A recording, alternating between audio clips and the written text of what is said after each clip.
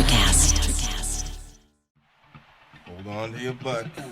Come on, sucker. Let's get it on. Oh, you want to fight?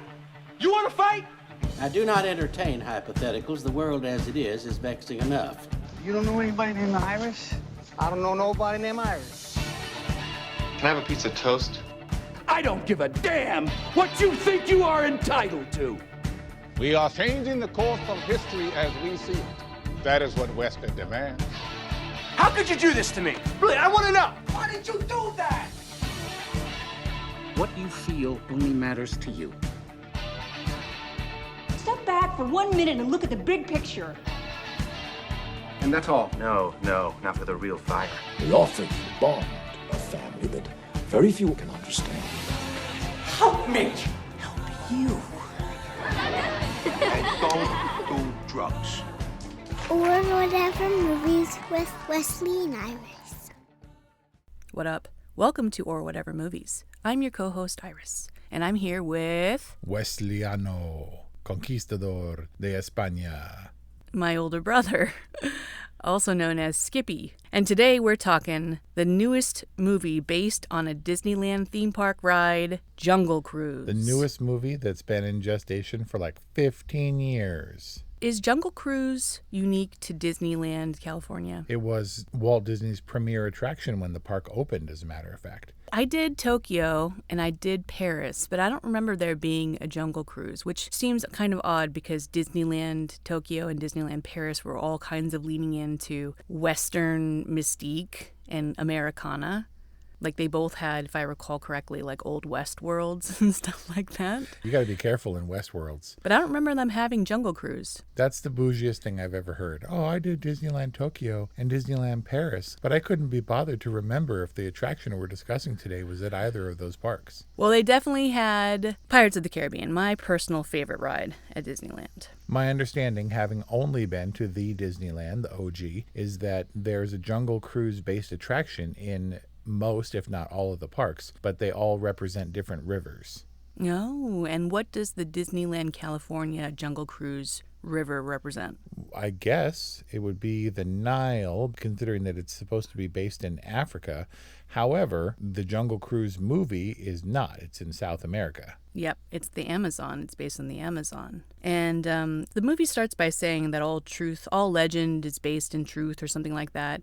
Is there any true Tears of the Moon legend? I'm not sure why I'm asking you like you're some kind of authority. Well, the Tree of Life, of course, is legend. I don't know about truth, as is the search for El Dorado, which I don't think is ever explicitly mentioned in this movie. But the character of Aguirre and his men, the conquistadors, is undoubtedly a true tale and kind of appropriated for this movie. Oh, Lost City. Lost City of Gold, maybe. It's another rock movie based on El Dorado, even though that was Hell Dorado. Oh, you mean Hell Dorado? And I don't know I don't know that had anything to do with El Dorado because I didn't see it, despite a family member of mine being a prominent cast member in that movie. Yours truly, pregnant background actor, villager. But somebody also said The Rock is obsessed with jungle movies. Hell Dorado and Jumanji, Welcome to the Jungle and Jungle Cruise and all this stuff. So as far as the ride goes, it's based on a river attraction, whatever river that may happen to be. And as we saw in the movie too, the things that are on the river, the hippos and the headhunters and stuff, it's all kind of fake and manufactured both in Disneyland and for Frank's purposes. So really, as long as it's on a river and they're cruising in a boat, then nothing else matters. Like it's ticking all the boxes and the movie deserves to call itself Jungle Cruise. Get it? Nothing else matters? Oh God, you're so young. No. Second Disney movie after Black Widow to be like, hey, you know that 90s music that we grew up listening to? Let's use some of that. Metallica? Yep. I did notice that, but it was kind of subtle. It was like this instrumental interpretation version. It was, but it's immediately recognizable. To you. Well, yeah, that's kind of the point. It makes me worry that I'm old. Like it's so disconnected that it's going to be about this movie for some people. And it's going to be disconnected from the era. But all that happens with music from the 60s that I have no, real-time basis with. No need to worry. You are old, so we can just come to terms with that. So aside from Metallica, which is immediately recognizable and frankly kind of distracting in the same way that It Smells Like Teen Spirit was for Black Widow, there's also the other associations with this movie that are unavoidable. The Indiana Jones stuff, the Pirates of the Caribbean stuff, Avatar, the Mummy stuff. And that is almost a bygone era. I mean, the Mummy stuff is already 20 years old. Same thing with Pirates of the Caribbean. The first one, The Curse of the Black Pearl, was 2003? We're getting there. Whoa. And so those have been continued, obviously, with sequels, but it's almost as though this is a generational shift, or they're hoping it is, that there's enough distance, that enough time has gone by for it not to matter. And that may not be Disney's intention. It may just be a fact of the matter. Because this movie's been around, like I said, for 15. As soon as Pirates happened and it was successful, they're like, what's next? What's next? And of course, they've tried to do movies on every conceivable ride. Haunted Mansion. Even Tomorrowland and stuff. So this movie was, at one point, was set up for Tom Hanks and Tim Allen after Toy Story to be the live action wacky African Queen duo. Okay, that's a different picture. And strangely, dude, this movie incredibly, I don't know why I'm obsessing over this. This movie was supposed to be released in October 2019, which means this movie was shooting 3 years ago in 2018. Wow. And then unbeknownst to them, they made the worst possible decision to delay it to July 2020. And that didn't work out so well. So a full year later, here we are, concurrent Disney streaming and theatrical release again. And given all that's transpired, do you think The Rock or Emily Blunt are going to sue Disney for the day and date release? It seems to be a frustrating trend. And look, if you have these back earnings deal or the percentage deals or whatever, then yeah, it's a real hit. But Black Widow is noteworthy because Scarlett Johansson is coming off a 10-year plus run as Black Widow. And then her culmination and basically the exclamation point on the end of this story is that she feels like they screwed her. So she's prepared to burn that bridge for money. And money is a big deal. Don't get me wrong. This is a business. And so now Emma Stone is also considering it. For Cruella? Yeah, and I don't know about Emily Blunt because she was actually tapped to play Black Widow and then had to pull out. Do you know what movie Emily Blunt pulled out of Black Widow and Marvel in total to play because she had to contractually? Mary Poppins? Jack Black's Gulliver's Travels. Ooh. Yeah. So then she got her shot with Mary Poppins, which is iconic, and we've got her here probably not long on the heels of Mary Poppins. Yeah, so that's what I was thinking. I mean, Dwayne Johnson and Emily Blunt, not strangers to the Disney machine. Nope. So you would think that they would be, next in line to kind of get their own. Although Jungle Cruise does seem like it's the new Pirates of the Caribbean, so maybe it's a little bit too early in the game for them to burn that bridge, as you put it. Maybe just in the last week or so, they've announced that talks are happening for a sequel. But it's not the new Pirates of the Caribbean. It almost is Pirates of the Caribbean. You know that the Margot Robbie announced Pirates movie is now in the works. But then after the Johnny Depp thing cooled off, they thought maybe they would bring him back. He might be a part of that movie. And that's almost what this is, right? The upstart female pirate kind of showing up and joining forces with the old, immortal, cursed pirate of old. You know what I mean? This might as well be a twisted version of Margot Robbie's Pirates of the Caribbean movie. Also, a lot of comparisons to another rock movie, Moana. Yeah? Yeah, I mean, he was essentially live-action Maui. Complete with peeing in the water and making jokes about it, touted for being huge, being 400 years old and kind of a demigod type figure. Oh, yeah. Like returning the heart of the, whether it be the heart of Te Fiti or the heart of the tree. What was the tree itself called? Crocodile Tears.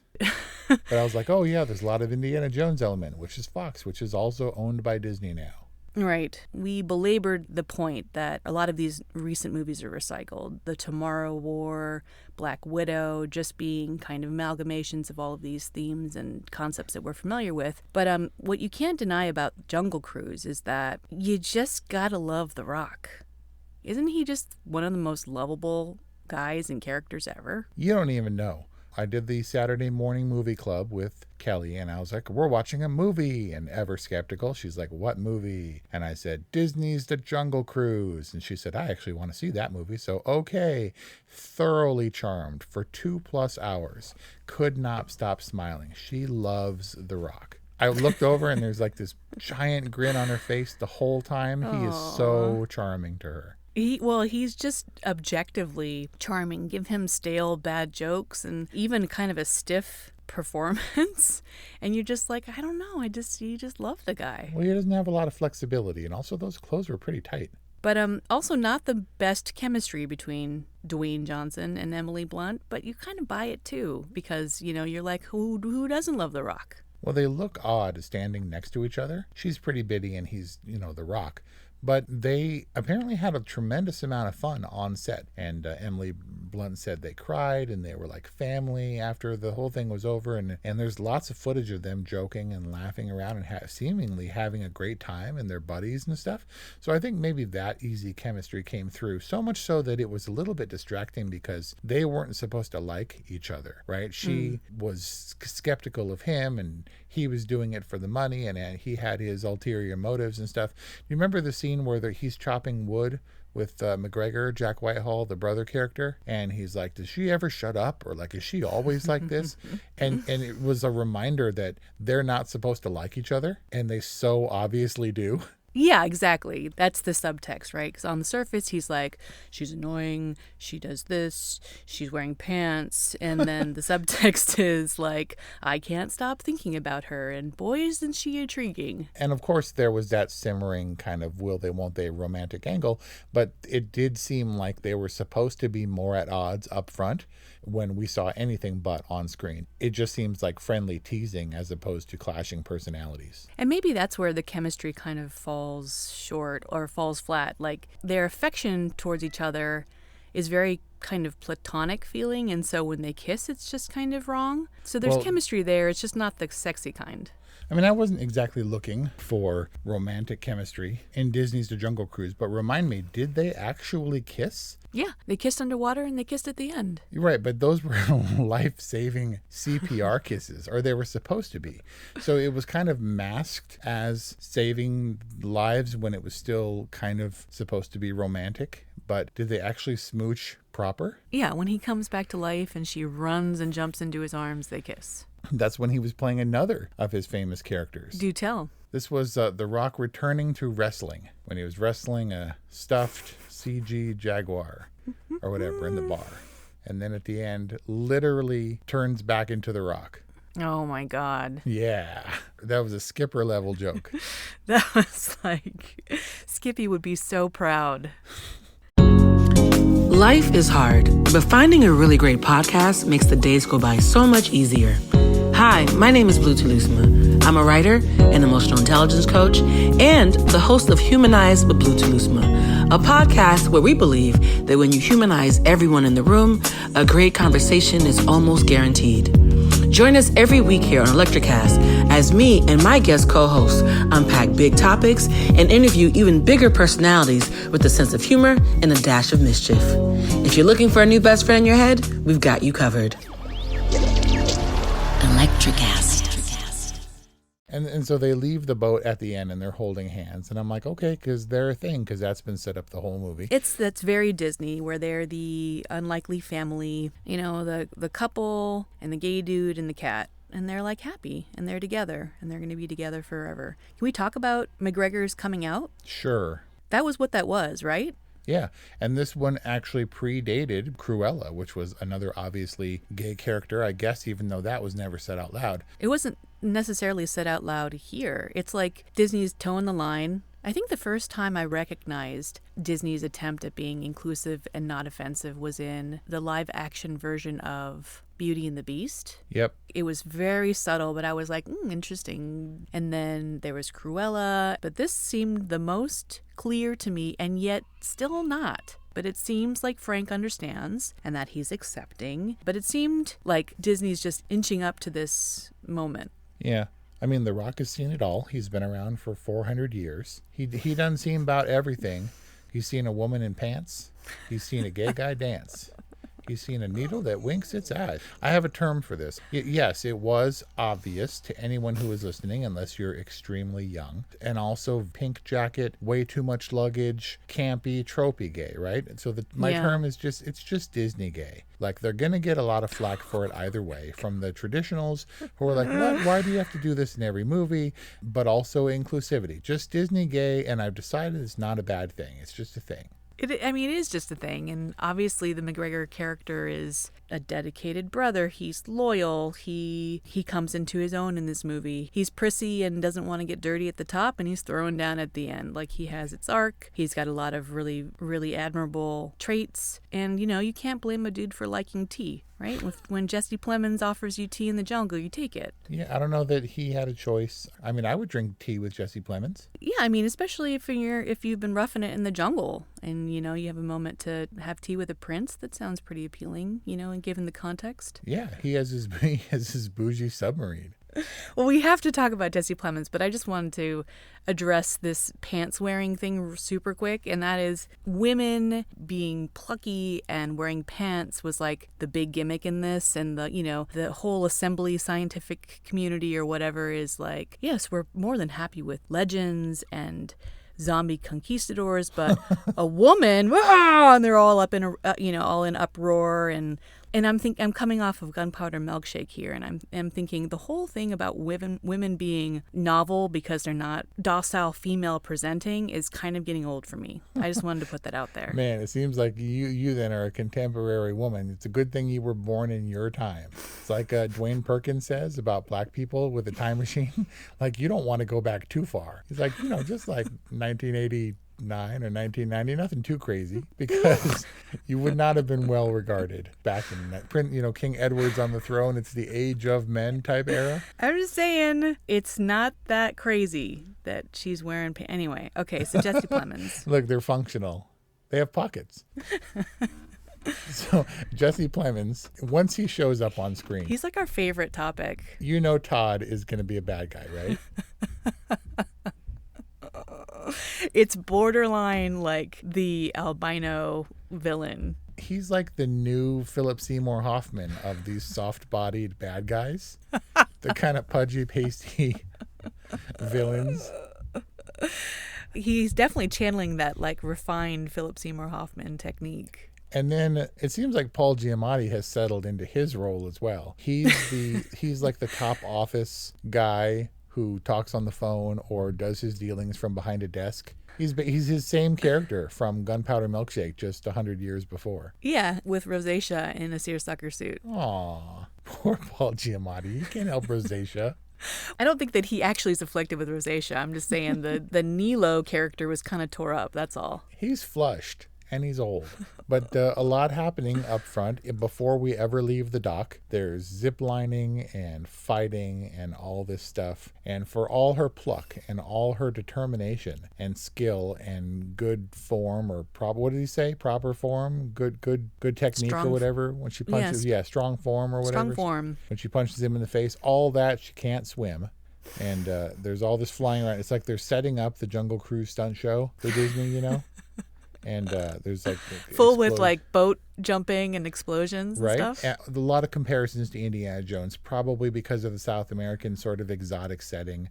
Archaeological, like the falls expedition find and all that stuff. And in an Indiana Jones movie, the difference is the German attack sub with the double-barreled machine guns, that would have been the climax, right? The Act 3 battle, when they come back from their harrowing river cruise adventure, and then all of a sudden there's a German sub there. That was like... First 15 minutes exactly. Of this one. And honestly, in that moment, I realized that Disney getting a hold of Indiana Jones, I could not be happier that it's under the steady hand of James Mangold, even if Harrison Ford is 80 years old. And now I'm a little bit worried, because if Indiana Jones ends up like the Jungle Cruise, I was really hoping it was going to be like a dead serious Logan type of thing. And now I'm worried that it's going to be Disney's Indiana Jones and the German submarine. The ride. Now I'm afraid.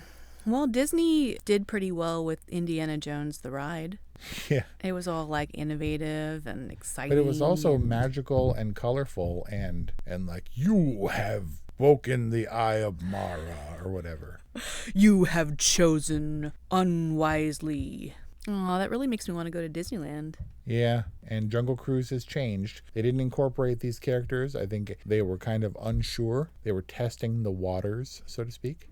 Oh, man. Get it? Favorite Jungle Cruise joke? Mine? Yeah. Well, it's definitely not the backside of water, which I was astounded that they used. And he had some pretty good ones. I'd have to think there's the ever-popular African bull elephant, the second most dangerous animal in the jungle or whatever. And here is the first most dangerous, and he points to the right, his mother-in-law. It's a bigger bull elephant.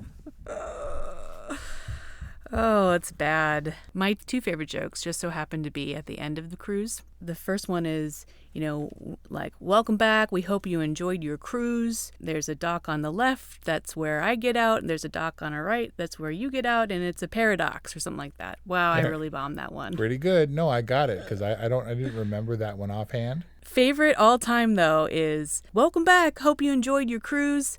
And I hope you enjoy the rest of your day in the biggest human trap ever set by a mouse. Yep, I do remember that one. And that's what got the sneak. He said, I'm so it makes me so happy. I feel like I'm at the park. I hope they don't screw up the rest of this movie. I hope the rest of this movie doesn't suck or something. And did it? What's your summation of Jungle Cruise? So I heard Jungle Cruise, and then I heard Jungle Cruise delayed. And I thought, okay, Emily Blunt is kind of at the top of her game. The Rock is definitely at the top of his game. Let's see what happens, although the Jungle Cruise doesn't seem like a The Rock type movie. Like, how much action and adventure could you get out of cruising down the river? Boy, was I wrong. I thought he would be wrestling alligators or crocodiles in the case of the Nile. It got crazy. And I was like, what? With this whole conquistador thing. Yeah, super steeped in lore. They went deep, but also kind of recycled it. Oh, yeah. No, absolutely. And when the undead conquistadors emerge from the thicket, I was like, wow, they're not even trying to mask it. And I'm not sure. Maybe it's just giving the fans what they think the fans want. I mean, this is a world where legend has truth, right? Like, they didn't really seem to blink an eye at the CG animated Proxima. They didn't try to suggest that she was well trained. Like, she's kind of a magical being, right? They don't seem all that shocked when the legend is true. Is this a world where magical things exist? I guess, but I blinked a lot at Proxima. I was like, seriously? Because I thought this movie was going to be full of natural creatures. I thought there was going to be hippos and crocodiles and him using his rock muscles to avoid being crushed by a boa constrictor, and he's got the one gun that scares the hippos off, and then it goes into the water, and that's it, and maybe him having to swing like Tarzan to catch up to the boat that's getting away. But didn't you get all those things? I mean, I guess, but I didn't expect the outright supernatural El Dorado curse stuff with snakes on a dude and the Muddy Buddy and Honey Boy and all that it was just like so. It was really out there. It went there for sure. And we don't really get to understand the whole conquistador story until halfway through the film when The Rock and Lily have their little heart-to-heart. And he tells her his whole backstory.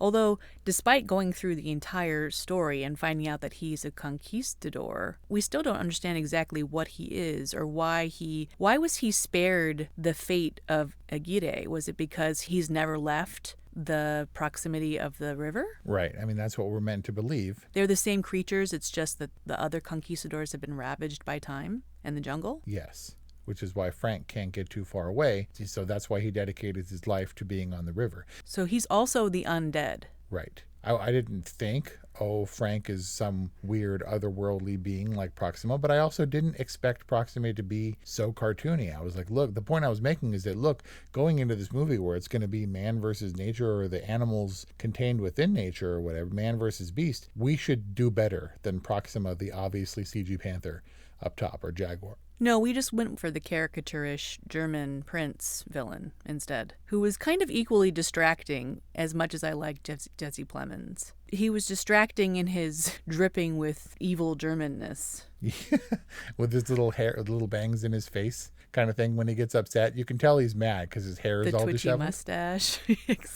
The twitchy mustache and the stiff suit. Yeah, it's just a reminder that elsewhere in the world, World War I is happening or whatever. That doesn't touch the jungle trade. Yeah, that's the thing. Like, he's in search of power. She's in search of greater health and greater good, which it seems that the Lily character, achieves her goal, right? They, I assume, pluck that last petal that reveals itself after she revives Frank and is going to do the world good with it, right? Yeah, the world good, the good that she had set out intending to help all these people because she's the preeminent botanist and this is her chance of a lifetime, right? Cure all the ills of humanity. And she's like, no, Frank, who didn't want to live, but she's going to save him anyway, not knowing that there was going to be a second petal coming. Yeah, it wasn't exactly in her arc, but the second petal came because of her goodness. Yeah, it bloomed like her spirit bloomed, her benevolence. I don't know. Wes, I like it when you get all touchy-feely. Oh, man. That's so sweet. Despite it being entertaining and the new franchise and all that, I'm still teetering on my ultimate rating here. I kind of really want to give it a boring. I kind of really do. Because it was kind of boring and pat and recycled. But, I can't boring The Rock. Look, I'll be perfectly honest. I zoned out for some of this. I was like, okay, now we're in supernatural territory. When the CG supernatural fights happen, you're like, I'm just going to ride this out. I guess it was all in place, and I guess this movie had all the things in place where you would either give it a good because it tried really hard to make a much bigger, let's get off the boat into the Swiss Family Robinson treehouse supernatural creature thing. I mean, they did their best to get him out of the boat, right? I just didn't follow a lot of it because I didn't care. And like you I was like, maybe this is kind of boring just because we've seen it.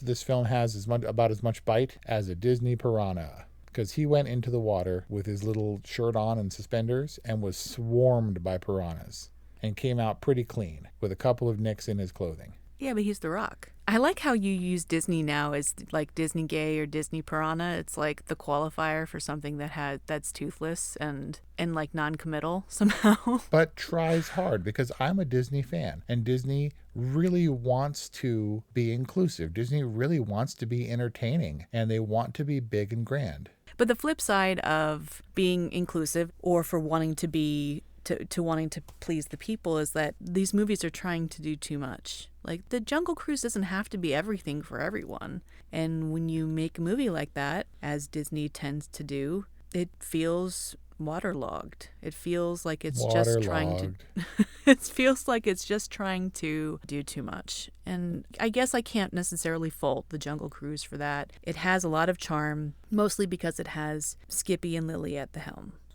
So, I think I'm going to say good. If it's better than Godzilla versus King Kong, I just can't give it a boring. It's just not fair. And this was better than Godzilla versus King Kong. Wes? So I am not really a huge fan of The Rock.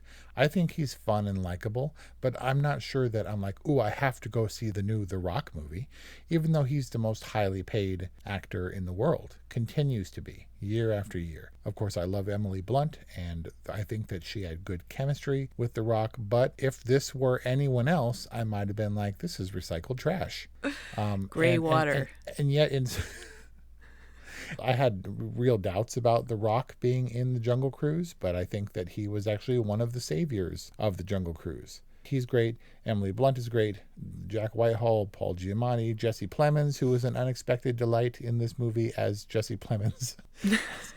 and this dude, Edgar Ramirez, who is kind of overlooked as Aguirre. Of course, based on, Lope de Aguirre, the Conquistador, who's the basis of one of Dad's favorite movies. I had this basis from Aguirre, Wrath of God, which Dad loves beyond all measure. Oh, yeah. That's like his favorite. That, of course, was the basis of that character. And so basically what I know about Aguirre is from another movie. And so why not? This is just another movie where he's even more crazy and covered in snakes. Did you know that Edgar Ramirez, why he makes a good bad guy? Like, have you seen this dude before? No, why? Connecting it to our other episode in this podcast series, he was the remade Bodhi from Point Break, the remake a few years ago. He was the new Patrick Swayze? Yep, but he was much more like bank robby, extreme sportsy kind of Bodhi. He wasn't the Bodhisattva soul searcher.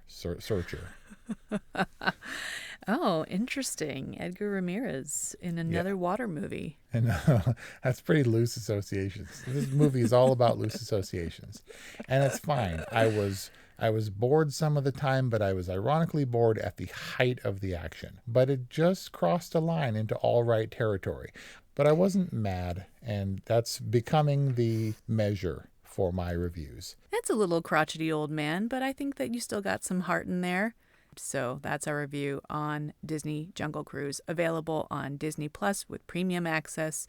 Check out our other reviews on other premium access Disney films like It's Our Thing, Black Widow, and Cruella. And strangely, Luca wasn't behind the paywall. We discussed that in a review on Luca. Man, we've covered a lot of Disney ground in the last couple months. That's because Disney is a consistent provider of new content, and we do need new content. Thank you, Disney Machine. Check out our reviews at orwhatevermovies.com or wherever you find podcasts. Thanks for listening. We'll see you next time. Welcome to Sarah Talk Solutions. Ladies and gentlemen, you've tuned into a bit of a different type of show. I'm Sarah B and I'm your host.